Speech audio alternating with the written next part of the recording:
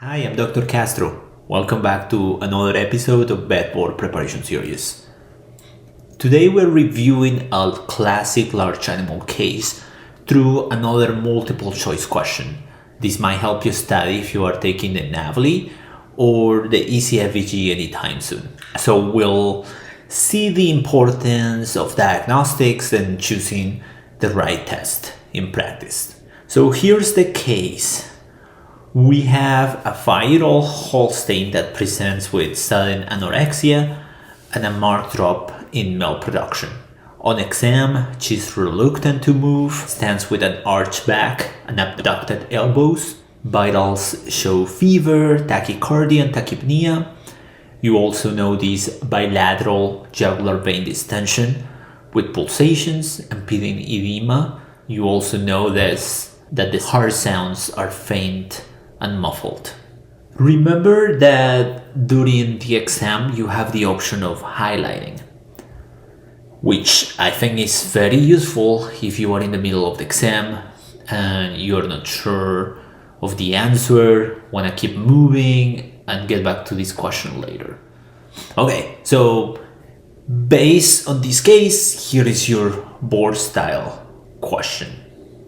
Which of the following is the best way to confirm the definitive diagnosis and assess prognosis in this cow? So we have A, thoracic radiography, B, electrocardiography, C, glutaraldehyde coagulation test, D, ultrasonography of the thorax, and E, ultrasound guided pericardiosynthesis. So this is the time that you can pause the video and go back, review the question, and try to answer. Okay, so the correct answer is D, ultrasonography of the thorax. And yes, these exams are meant to be hard and challenging.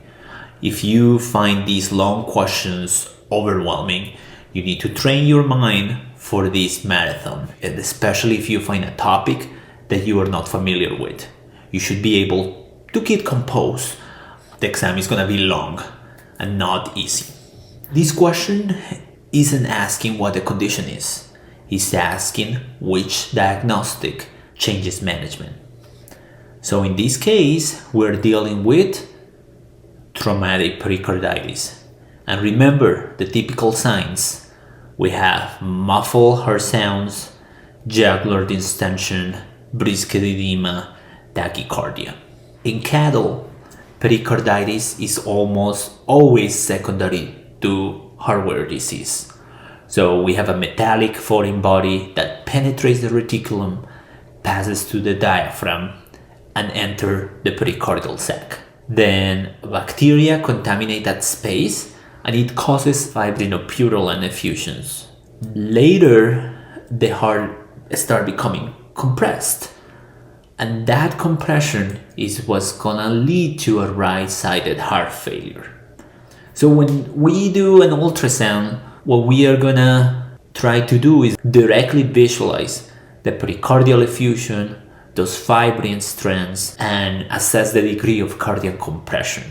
And most importantly, it helps you determine the prognosis, because in most cases, unfortunately, the prognosis is poor. So here is a good article with pictures and diagrams that can help you understand this disease process.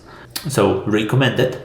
But for now, let's quickly rule out the other options. A, radiographs might show metal, but the cardiac silhouette is often obscured by adhesions and inflammatory products that accumulate in the chest. In terms of the ECG, in ECG, the findings are supportive but not definitive. The glutaraldehyde test detects inflammation but not the location of the process. And the ultrasound-guided pericardiosynthesis, it might help to confirm the fluid type, but it doesn't change the outcome. And usually you do it after the ultrasound. So again, ultrasound is your best diagnostic to characterize the process and decide what the next steps are going to be.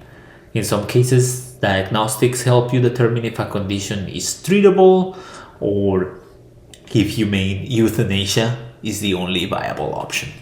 My last piece of advice is make sure you're comfortable with these large animal decision making questions, because you will face scenarios like this in the exam and in real life. I hope you have enjoyed this case, and please don't forget to subscribe for more videos. I'll see you in the next episode.